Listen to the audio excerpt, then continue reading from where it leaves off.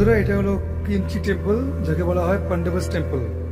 আর কথিত আছে এই টেম্পলটা পাণ্ডবরা বানিয়েছিল। হর হর মহাদেব। বন্ধুরা তোমরা সবাই কেমন আছো? আশা করছি ভালো আছো।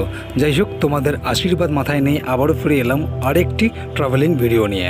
আর আজকের গন্তব্য হলো জম্মু কাশ্মীরের ক্রিমচি টেম্পল বা গ্রুপ অফ টেম্পল কমপ্লেক্স। এই মন্দিরের আরেকটি বিশিষ্ট নাম হলো পাণ্ডবস টেম্পল। আর এটা আমি খুব ভালো করেই জানি, মিনিমাম 70% লোক যারা মাতা বৈষ্ণোদেবী দর্শন করতে আসে বা জম্মু কাশ্মীর বেড়াতে আসে কিংবা জম্মু থেকে পাটনিটপ ঘোরার প্ল্যান করে, তারা কিন্তু এই মন্দিরের সন্ধান জানে না, কারণ তারা হয়তো এই মন্দিরের নামই কখনো শোনেনি।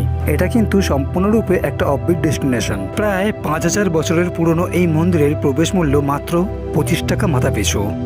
জম্মু তাওয়াই থেকে এই মন্দিরের দূরত্ব 65 কিলোমিটার, কাটরা থেকে এই মন্দিরের দূরত্ব 42 কিলোমিটার এবং উধমপুর থেকে এই মন্দিরের দূরত্ব মাত্র 15 কিলোমিটার। মূল শহর থেকে গ্রামের অনেকটাই ভিতরে হওয়ার কারণে পথ নির্দেশক হিসাবে জিপিএস ব্যবহার করাটা বাধ্যতামূলক। তোমরা হয়তো ভাবছো লোকাল ট্রাভেলাররা অবশ্যই চিনবে, কিন্তু না, জম্মু কাশ্মীরের অনেক লোকাল ট্রাভেলার আছে যারা কিন্তু এই মন্দির চেনে না। মহাভারতের আমলে তৈরি রাজা কৃষক দ্বারা এই মন্দিরটি ভগবান শিব, দেবী পার্বতী, ভগবান বিষ্ণু এবং ভগবান গণেশকে উৎসর্গ করা হয়েছে।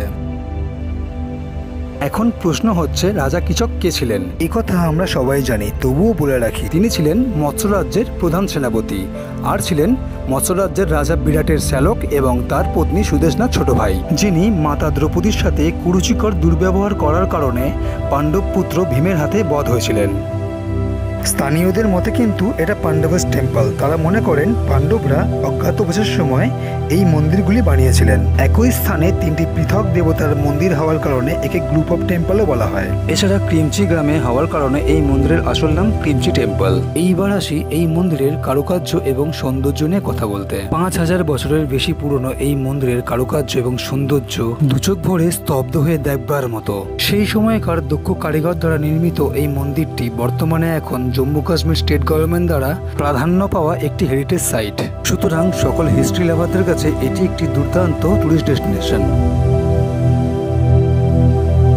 এখানে আসতে হলে জম্মু কিংবা কাটরা থেকে গাড়ি বুক করেই আসতে হবে, কিংবা লোকাল ট্রান্সপোর্টের মাধ্যমে চলে আসতে হবে উধমপুর থেকে অটো বুক করে আসতে হবে এই মন্দিরে। এছাড়া কিন্তু এই মন্দিরে আসার অন্য কোনো অপশন নেই।